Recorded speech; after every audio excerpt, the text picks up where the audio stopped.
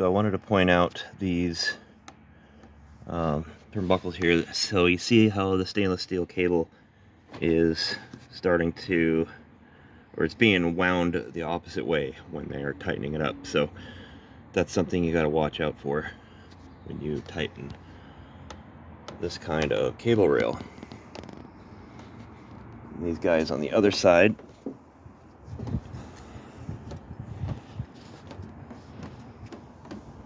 are tightened.